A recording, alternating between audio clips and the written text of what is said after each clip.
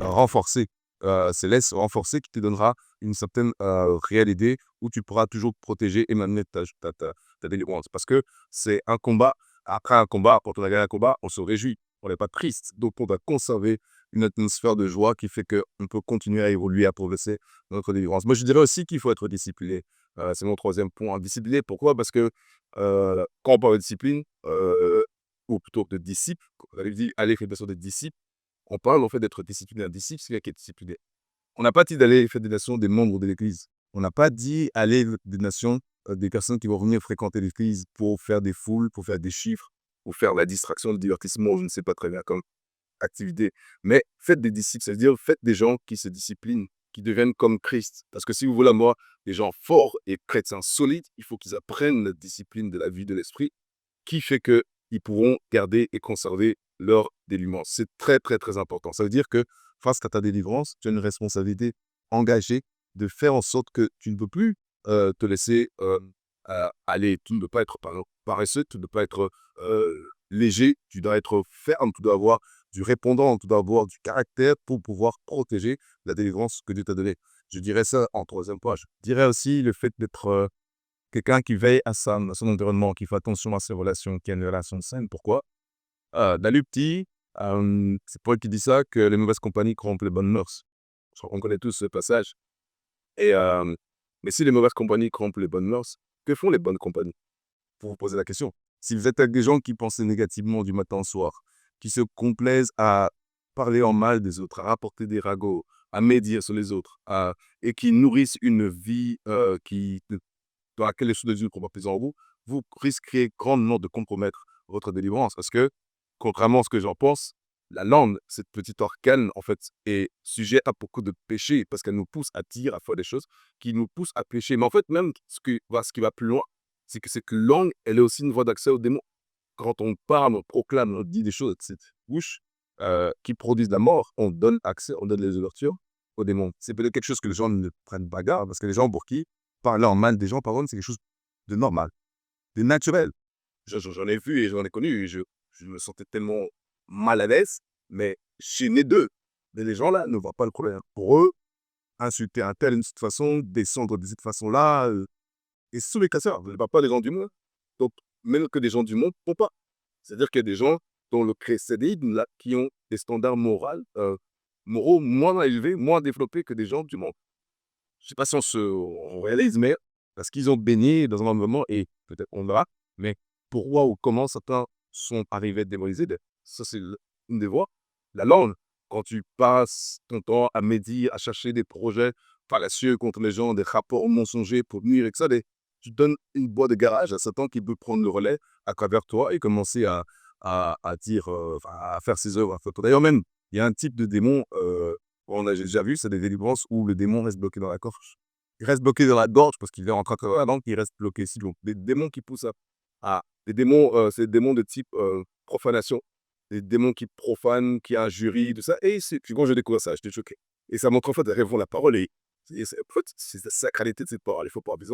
Donc à cause de leur bouche-là, de leur langue-là qu'ils ne peuvent pas contrôler, les démons de profanation sont maintenant bloqués ici. Quand il fallait délivrer, il fallait que l'homme de Dieu leur dise tire ta langue et le démon devait sortir. J'espère que les gens ne peuvent pas arriver à ça. Moi, je veux pas qu'un démon soit ni dans ma langue, ni pas, ni nulle part ailleurs, mais ça, c'est pour montrer en fait le danger à prendre en cours quand on est quelqu'un qui ne se discipline pas ou que, en plus de ça, qui ne fait pas attention à son environnement, qui reste dans un environnement très malsain avec des gens très, très, très négatifs qui tirent vers le bas. Et d'ailleurs, si la Bible dit que la foi, même ce qu'on entend, et ce que vous entendez est censé de la parole de Dieu, si vous restez avec des gens qui vous font entendre autre chose que la parole de Dieu, vous allez aussi devenir des hommes, des femmes incrédules. La foi, elle se construit, mais la foi se détruit aussi. La foi étonne Dieu, mais l'incrédulité étonne Dieu aussi, également. De quelle manière voulez-vous étonner Dieu? En ayant une foi vivante ou en étant incrédule? Donc tout ça, ce sont des réalités qu'il faut aussi comprendre. Je dirais après qu'il faut aussi il faut aussi être quelqu'un qui cherche vraiment Dieu à avoir une relation avec Dieu, mais en étant rempli du Saint-Esprit. Paul l'apôtre en Éphésiens 5, 13, je crois, il dit ne vous enivrez pas de vin, c'est la débauche, mais soyez remplis de l'esprit. Il dit deux choses. Ne vous enivrez pas de vin. Tout le monde est d'accord pour dire qu'être alcoolique c'est pas souhaitable, c'est mauvais. Même si vous aimez l'alcool, mais je crois que les gens, naturellement, comprennent que l'alcoolique, c'est pas bon. Mais combien les gens comprennent que ne pas être rempli de Saint-Esprit est aussi mauvais? C'est aussi dangereux. Si tu veux être un vrai chrétien, dans la vie chrétienne, dans la foi chrétienne, victorieuse, et mener une vie de vainqueur, tu dois être rempli de Saint-Esprit. Donc, tu dois comprendre l'importance, l'urgence, ou le danger, pardon, qui te guette quand tu n'es pas rempli de Saint-Esprit. De la même manière que celui qui s'enivre de vin comprend le danger que le guette quand il est un ivrogne ou un alcoolique. Donc, recherchez permanemment à être dans ton Saint-Esprit, à poursuivre le Saint-Esprit. Et c'est assez intéressant parce qu'après, il parle de chanter des louanges au Seigneur.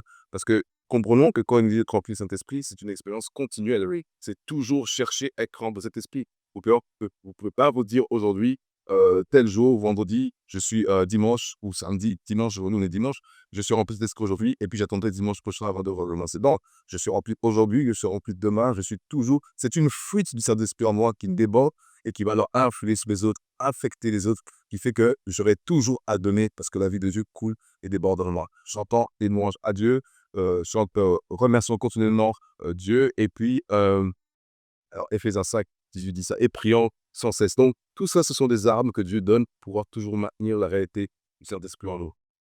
Soyez sûr d'être baptisé, c'est important.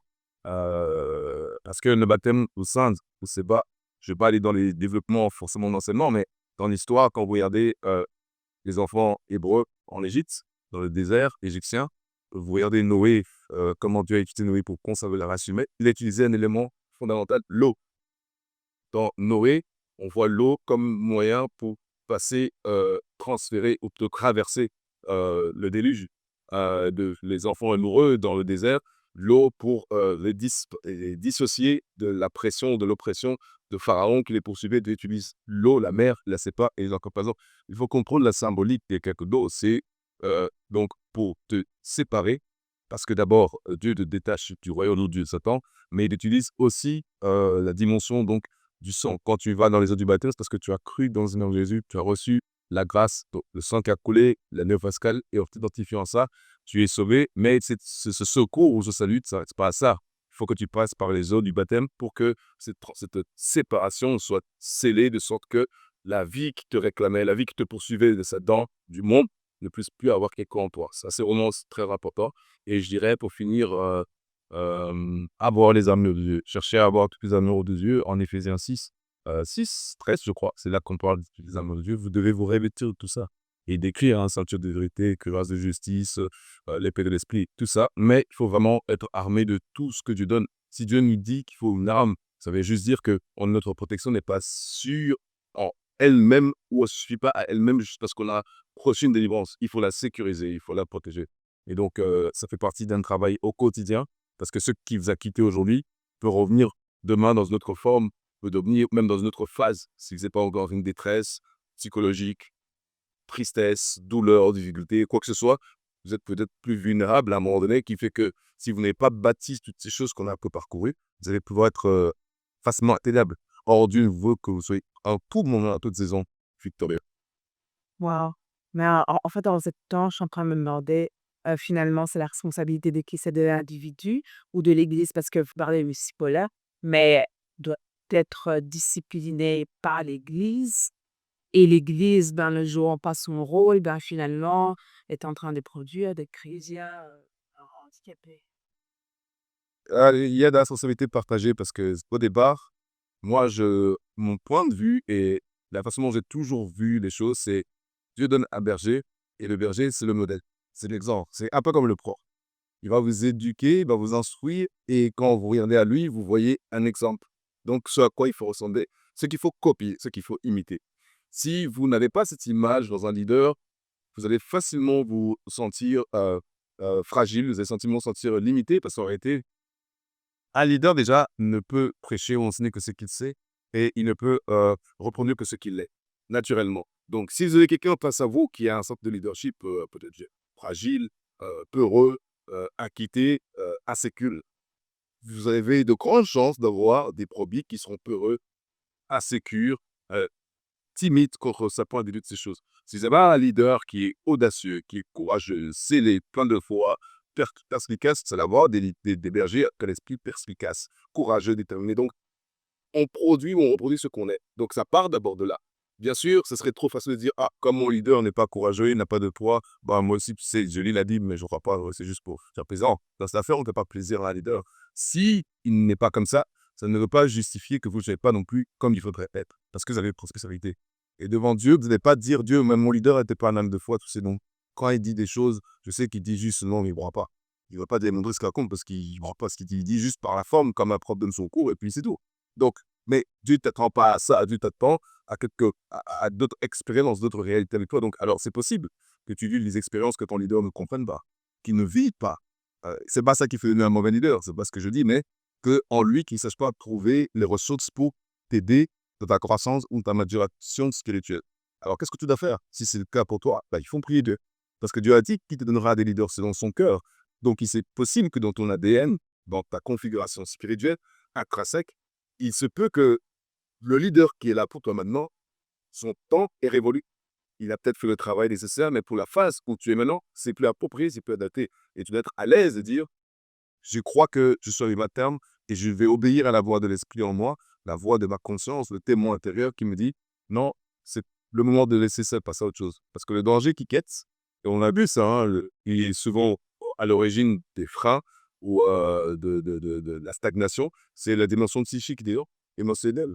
Parce qu'ils ont été quelque part pendant longtemps, ils se sont mariés là, ils ont rencontré leur mari là, ils ont bâti l'église de rien, et ils ont plein de raisons là de dire pourquoi c'est difficile.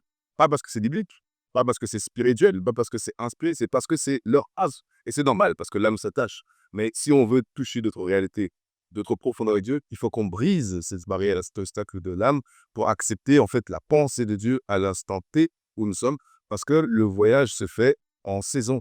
Il faut naviguer en saison. Vous n'allez pas tout de suite à votre destination, vous allez voyager par étapes. Vous allez peut-être faire des escales. Il se peut que là où vous êtes maintenant, c'est une phase escale. Mais vous vous arrêtez pas à l'escale, il faut que vous allez quelque part. Donc prenez l'avion qui va donner plus tard. Donc ça ne fait pas de pasteur, du leader, un mauvais leader. Ça fait juste que c'est plus le leader qui vous correspond. C'est plus le canal, c'est plus l'instrument qui a pour fait pour cette saison.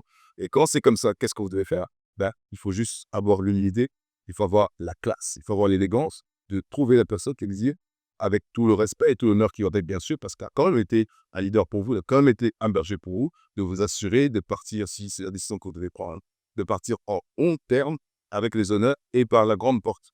Bien sûr, je ne suis pas naïf, on n'est pas dans un monde parfait. Il est très fort possible qu'il y ait des leaders qui prennent ça mal. Parce que pour beaucoup de leaders, ils vont prendre ça comme un aveu de faiblesse, un échec personnel, parce qu'ils n'ont pas pu vous garder. Et pour eux, c'est comme ça qu'ils évaluent leur réussite ou leur échec. C'est ce qui amène au stédéril, hein, quand on est dans une logique de méga church. C'est pas forcément parce que c'est la croissance spirituellement, la dynamique spirituelle qui est derrière, c'est parce que la pression, c'est parce que les critères sociétals, tout ça font que il faut qu'on ait toujours plus de masse, plus de foule. Mais en fait, pour cette foule, il n'y a pas un décide. Et vous pouvez le voir. Le jour où vous dites, hop, on a réunion à 5 heures du matin, vous priez, méga church de 3000 personnes, il y a 2 personnes. Comment vous pouvez évaluer et déterminer que cette méga church est une église saine en réalité? Parce que pour 3000 âmes, il n'y a que 2 personnes qui vont prier pour les besoins de l'église. Ça montre que la mission a échoué. Mais pour quelqu'un qui n'est pas dans la logique et dans le désir de toucher Dieu, de connaître Dieu, il va se dire, quelle importance, on est quand même méga church, on est quand même 5000. Et quelqu'un dans cette méga church peut justement être mal à l'aise parce qu'en fait, il ne se voit pas, il ne se retrouve pas, il ne se développe pas. Et Dieu est en train de lui dire, non, non, non, méga church, mais je ne suis pas là. Méga church, mais je ne suis plus là. Je suis parti longtemps. Toi, je te veux ailleurs, j'ai besoin de toi ailleurs. Parce que tu es encore avec moi. Si tu restes là, tu vas te perdre. Et c'est trompe-œil. Parce qu'aujourd'hui, dans notre société, on a comme critère d'approbation le nombre, les chiffres. Et en fait, on s'en fout de que les gens devaient. On s'en fout même où ils sont. En fait, on n'a même pas de temps pour eux. C'est comment vous faites pour avoir du temps pour 10 000 personnes? Vous seul, comment vous faites? Vous n'avez pas de temps. Alors, c'est quelqu'un qui vient de naître de nouveau. Vous allez mettre dans la même catégorie quelqu'un qui est, entre guillemets, vieux dans les choses de Dieu depuis longtemps, qui a ses réalités, et vous vous demandez à ce que tout le monde là soit nourri de la même manière. Ça ne marche pas comme ça. Donc, il faut une certaine présence, une certaine proximité. Puis, en soir, quand l'église grandit, il y a des personnes qui s'adaptent comme des disciples, qui savent voler. Mais si dans une église, vous ne volez pas, parce qu'il n'y a pas de disciples, il n'y a qu'un seul homme fort, ce qui est tout bas, en fait, c'est une église en pied d'archite, mais en apparence forte. Et donc, il faut vraiment faire attention sur le fait que quelqu'un peut arriver à un terme où, pour lui, c'est plus approprié. La nourriture n'est plus assez pour le niveau où il est. Et le pasteur, il n'a peut-être pas l'expérience nécessaire. Et ça, on a lu, c'est pas de pense, mais il n'a pas l'expérience, il n'a pas la maturité, il n'a pas la profondeur des réalités spirituelles que tu vis. et que Dieu te conduit maintenant vers une personne qui va prendre le relais pour continuer ton cheminement. Autrement, tu risques de vivre une vie de stagnation, de frustration et ce qu'on voit parfois à plus long terme, une vie de dégringolade, de rétrogradation spirituelle qui fait que parfois des gens quittent la foi et parce qu'ils sont frustrés, parce qu'ils sont embêtés, on n'a pas le temps pour eux. En même temps, on a l'impression que leurs expériences dérangent. En fait, c'est dérange parce qu'il n'y a personne qui comprend ce que tu vis. Il n'y a personne qui arrive à ce niveau pour expliquer qu'est-ce qui se passe et mettre des mots sur ce que tu ressens. Donc, tu vis frustré, tu vis isolé, parce que c'est ça que ça va produire. Hein. Quand quelqu'un vit des choses que les autres ne savent pas comprendre, bah, ça va générer quoi? Incompréhension, moquerie et tout ça. Les personnes se sentent mal, elles s'enferment et voire elles quittent la foi. Et c'est pas le but qu'on dit de faire tout ça, c'est parce qu'il veut se révéler d'une manière à ce que la personne la découvre différemment pour sa croissance, pour sa maturation et toutes ces choses. Donc, mon conseil, c'est qu'il faut être honnête avec soi-même. Vous ne pouvez pas tromper, pas vous tromper vous-même. Et dans l'appel ou dans le ministère, le but n'est pas à plaire aux gens. Vous n'avez pas de compte à rendre aux gens. Votre but à vous, c'est de faire la volonté de Dieu. Quand vous découvrez laquelle est la volonté de Dieu, poursuivez-la. Poursuivez. D'accord et même par rapport à ce que vous dites qu'il y a certains pasteurs qui n'ont pas la grâce ou bien qui ont cette dimension-là et doivent finalement le membre de l'Église est entre guillemets «plus supérieur». C'est peut-être un mauvais mot, hein, supérieur, mais lui touche des autres dimensions, en fait, que le pasteur n'arrive pas ou n'a pas la grâce de toucher, mais il est berger. Comment est-ce qu'il peut ne pas ouvrir un éventail qui va faire que, justement, le disciple, le membre, là, ne sera pas Mmh mh. Mais déjà, c'est possible, tu l'as pas dit. Et je voulais dans mon esprit, je disais: «Dis comme tu le penses, dis comme tu le penses». Il faut le dire comme tu le penses. Et ben, c'est vraiment ça. Il se peut que un berger, une brebis, un frère, une sœur touche les tes capacités que là-bas et il expérimente des dimensions que personne n'a reculées.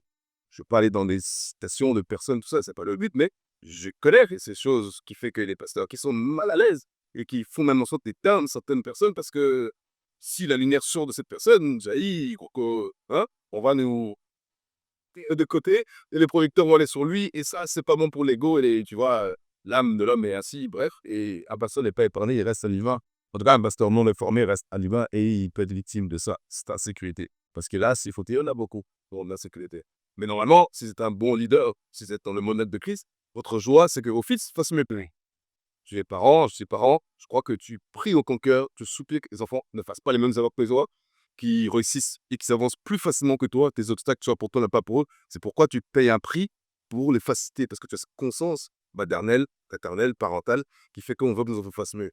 Et on voit que quand c'est père spirituel, c'est totalement pas, c'est pas tout à fait juste ce que les gens disent en parole. Bref. Mais pour répondre à ta question, quand c'est ainsi, il faut déjà savoir que pour le frère ou la sœur qui a ça, cela ne donne pas droit à dénigrer le pasteur. Parce que ce qui donne au pasteur la responsabilité, c'est l'autorité. Ce n'est pas l'onction qui te donne la responsabilité. Tu peux avoir une vie qui porte une plus grande onction qu'un pasteur, une plus grande grâce qu'un pasteur. C'est vrai, c'est possible. Tu ne t'es pas établi comme un pasteur, mais ta vie présente que tu as énormément d'investissement capital spirituel dans ta vie. Mais tu n'es pas le leader. Tu n'es pas celui sur qui Dieu a délégué sa responsabilité, donc son autorité. Parce que l'autorité, la responsabilité, pardon, a à voir avec l'autorité et pas avec l'onction. Si tu te souviens de l'histoire de Corée, Corée, c'est un de ses chefs, ou plutôt leaders juifs ou anciens, qui veut renverser Moïse. Parce que pour lui, on peut faire mieux que lui. Et mais c'est possible. C'est possible que Corée ait pu être intrinsèquement meilleur que Moïse. Mais ça n'enlève en rien que le leadership, la responsabilité n'était pas donnée à Corée, mais qui était donnée à Moïse. Et ni Aaron, ni Myriam, même ses propres frères et sœurs, n'avaient le droit de prendre en question l'autorité déléguée, ni Corée, un autre chef ou ancien, peut-être même plus grand, plus élevé ou plus intelligent que lui. Parce qu'une fois que Dieu a établi quelqu'un, une fois que Dieu a élevé quelqu'un, ordonné quelqu'un, je parle bien de l'ordination de Dieu. Parce que je sais que de nos jours, on a des ordinations politiques. On a des gens qui se lèvent parce qu'il a un bon cadre, un bon salaire, un bon travail, un bon poste. Pasteur, je ne parle pas de cette aventure-là, ce genre d'usurpation. Ça, je ne parle pas parce que ça n'a rien à voir avec le contexte qu'on essaie de développer ici. Ça, c'est une autre affaire, peut-être pour un autre débat, mais ce type d'usurpation-là, d'ordination-là, ça ne reprend en considération de ce que je dis. Les disciples, pour ceux que je parle, c'est vraiment ceux que Dieu a appelés, qui sont établis, qui font leur mandat, mais qui n'ont peut-être pas la même grâce. Parce que ta vie, voilà, tu as une expérience terrible, tu vas au ciel 2 fois par jour, tu parles avec les anges tout le temps, tout ça. Gloire à Dieu pour Dali. Mais ça ne te qualifie pas pour combattre ton pasteur et dire que, en fait, il connaît rien, il n'a pas d'onction, il n'a pas d'appel. D'ailleurs, et commencer ta meute, hein, ta rébellion, et faire ton église pour après mettre des gens maintenant sur ton mandat et de ça, parce qu'en fait, tu t'exposes. Tu t'exposes déjà à la colère de Dieu, du jugement de Dieu, parce que c'est un acte de rébellion. Quand tu te rebelles contre l'autorité d'Ami, c'est que tu te rebelles directement contre l'autorité de Dieu, parce que l'autorité déléguée, c'est Dieu lui-même. C'est Dieu qui délègue ça. On voit l'autorité à travers toutes les sociétés. Tu vois l'autorité dans la famille, dans le monde du travail. On a de l'autorité dans la société, on a l'autorité. On a de l'autorité. Pourquoi? Parce que c'est comme ça que Dieu a voulu que le monde fonctionne et s'organise. Donc, pour eux, moi, mon conseil ou ma prière, c'est que vous devez prendre le temps, ce moment de prier Dieu, de chercher Dieu. Qu'est-ce qui se passe pour moi si je vis des choses que mon pasteur ne comprend pas, ne vit pas? Est-ce que je dois me frustrer? Est-ce que je dois en vouloir? Est-ce que je dois créer un groupe d'élite spécialistes? Parce que ça, c'est aussi des dérives qui arrivent, hein. On se regroupe à 3, 4 personnes, on fait nos prières, on commence à appeler les gens, on donne des prophéties, on dit sera-t-elle? Dieu m'a montré que tu seras. Mais si tu restes ici, pasteur, on crée comme ça une situation et puis on amène des gens à nous et en fait, on est en train de se battre contre l'œuvre de Dieu. Le problème, c'est que ce genre de pratique-là, souvent, beaucoup de fois, donne déjà des accès à des esprits de type Jézabel. Et Jézabel aime bien ça.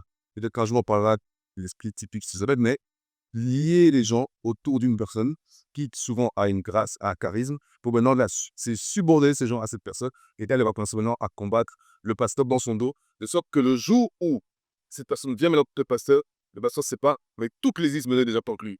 Et ça, c'est des réalités. Ben, on en parlera un jour pour cet esprit, comment il fonctionne. Mais pour eux, ils doivent vraiment rester sobres, ils doivent rester calmes, ils doivent rester tranquilles, respectueux surtout, parce qu'il reste néanmoins l'autorité devant eux. C'est la protection que tu as mis sur eux. Le risque qu'ils encourent d'aller dans la déloyauté vis-à-vis de ça, c'est qu'ils vont s'exposer eux-mêmes. Il y a une protection que Dieu donne au fait que Dieu établit un berger sur vous.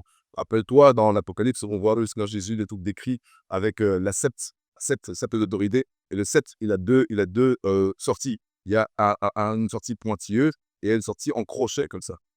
Et en fait, ça illustre quoi? La sortie pointilleuse, c'est parce que quand le loup, le renard vient, le berger, il peut l'enfoncer, le menacer pour qu'il fuit ou pour le tuer s'il faut. Parce que quand il y a danger à ce point, il faut tuer l'adversaire. Et l'autre sortie, c'est en crosse comme ça. Ça désigne quoi? Ça désigne le fait que quand il y a une brebis qui s'égare, la crosse s'accroche à la brebis et la tire pour la ramener. Et ça, c'est le berger. C'est pas toi avec une onction. Ça, si tu t'en bats tout dans le monde, tu avec tes histoires, quand je mets ma main, les gens tombent, je mets ci, les gens font ci, tu vas à un moment confronter à une réalité qui fera que quand on va dans le monde spirituel, quelle est ton autorité? C'est l'histoire à peu des fils de Sévoche. Quelle est ton autorité? Qui est dessous? Donc, tant que Dieu n'a pas établi, n'a pas été investi, ne t'aventure pas, parce que ça aussi, il faut mettre en garde, parce que Dieu a beaucoup d'aventuriers, hein, pour dire ça comme ça, beaucoup de gens qui s'aventurent parce qu'ils ont une petite grâce. Un jour, Dieu Jésus a donné une petite parole de connaissance et quoi, mais ils ont dans leur liste prophétique, ils sont sur YouTube, ils ont Instagram, ils ont 10 000 followers et ils sont maintenant prêts à être invités et demander 50 000 dollars de l'intervention. Et donc, tout ça, là, que Satan joue sur ça parce qu'il sait très bien que, même si c'est vrai qu'il y a une onction, mais la façon dont tu comptes aller, je t'attraperai. Et quand je t'attraperai, je t'éduquerai de sorte que ce ministère que Dieu a eu pour toi ne puisse jamais prendre le jour. Et le risque pour ces gens-là, c'est qu'à un moment donné, ils se tournent maintenant dans la divination, dans l'occultisme, ce genre de choses. Donc, il y a un danger qui guette. Si tu as la peine de ce type-là, tu as une grâce de ce type-là, investis-le calmement, travaille proprement, forme, éduque, apprends, bâtis, développe, mature. Quand Dieu établira le moment, tu es parfait et que l'évidence sera reconnue et que le temps sera aligné avec l'agenda de Dieu, les choses vont éclore, que je ne t'aurai pas à forcer, ce sera naturellement. Donc, les choses doivent se faire naturellement et se font naturellement quand Dieu est content. J'ai plus des questions à ce niveau-ci. Ok, j'espère que j'ai parcouru, en tout cas, tout ce qui est nécessaire de parcourir pour aider par rapport à cette thématique concernant la délivrance. Je sais qu'il se pourra qu'il y ait des gens qui ont d'autres questions, qui ont beaucoup de questions.